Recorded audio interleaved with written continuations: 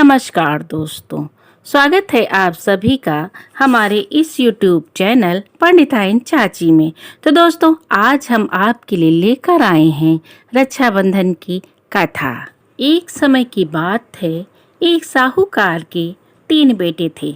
उनकी 3 बहुएं थीं। जो तीसरी बहू थी, सबसे छोटी थी, वो बहुत ही सुशील और संस्कारी थी। भगवान कृष्ण की अनन्य भक्त थी, मगर उसके कोई भाई नहीं था। एक बार की बात है, सावन के महीने में दोनों बहुएं सुबह जल्दी जल्दी उठकर मायके जाने की तैयारी करने लगी। तो छोटी बहू ने पूछा कि दीदी, क्या बात है, आज आप लोग जल्दी जल्दी उठकर जल्दी जल्दी काम कर रही हैं।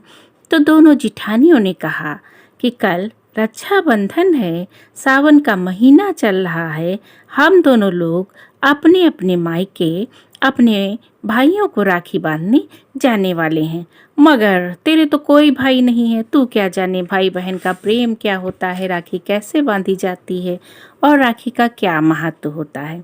यह सुनकर छोटी बहू बहुत दुखी हुई और भगवान श्री कृष्ण की फोटो के सामने जाकर खूब रोई और भगवान से कहा कि यदि मेरा भाई होता तो मैं भी मायके जाती, अपने भाई को राखी बांधती। इस तरह मुझे जिठानियों के ताने ना सुनने पड़ते। इसी तरह वो छोटी बहू रोते रोते सो जाती है। और दोस्तों, दूसरे दिन जब सुबह हुई तो छोटी बहू के दूर के रिश्ते का भाई आया और साहूकार से बोला कि मैं अपनी बहन को लिवाने आया हूँ।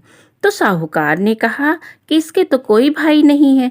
तो उसने बताया कि मैं परदेश गया था धन कमाने के लिए, बहुत सालों के बाद लौटा हूँ और आप मेरी बहन को भेज दीजिए। तो उसके पति के मन में शंका हो गई। तो उन्होंने कहा कि ठीक है, तुम ले तो जा रहे हो, मगर वापस लिवाने मैं ही आऊँगा। रास्ते में बहन ने अपने भाई से पूछा कि भैया, आप इतने दिन से कहाँ थे। तो उसके भाई ने बताया कि बहन, मैं 7 समुद्र पार परदेश गया था, इसलिए इतने सालों तक नहीं आ पाया।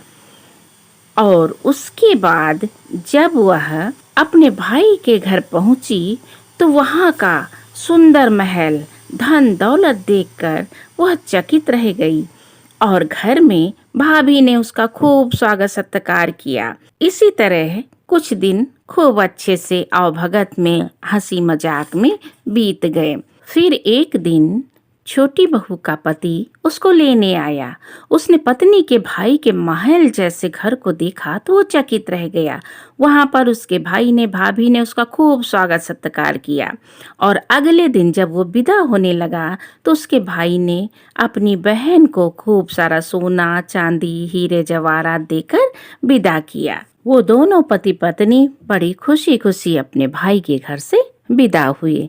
और जब रास्ते में पहुंचे तो छोटी बहू के पति ने कहा कि अरे, मेरा कुर्ता तो तुम्हारे भाई के घर में ही छूट गया है। तो छोटी बहू ने कहा कि कोई बात नहीं, कुर्ता हम बाद में मंगवा लेंगे। तो उसके पति ने कहा कि अभी बहुत दूर तो हम नहीं आए हैं, चलो वापस चलते हैं और अपना कुर्ता भी ले आते हैं। मगर दोस्तों, जब वो वापस पहुंचे तो जहां पर महल था वहां से महल गायब हो चुका था। वहां पर एक पीपल का पेड़ था और उस पेड़ पर छोटी बहू के पति का कुर्ता टंगा हुआ था। यह देखकर छोटी बहू और उसका पति चकित रह गए। तो उसके पति ने कहा कि मुझे तो पहले ही शंका थी, इसीलिए मैं तुम्हें लिवाने आया हूँ। तुम्हारे तो कोई भाई नहीं था, तो तुम सच सच बताओ कितने दिन किसके साथ आई थी और किसके साथ रही, और अचानक ये घर जो महल था वो गायब कैसे हो गया, ये कौन सा जादू हुआ है, मुझे सच सच बताओ। तो छोटी बहू ने कहा कि स्वामी, मुझे तो कुछ भी नहीं पता है, मैं तो अपने भाई के घर आई थी, मुझे कुछ भी नहीं पता है। तो छोटी बहू का पति क्रोध से उसको मारने लगा।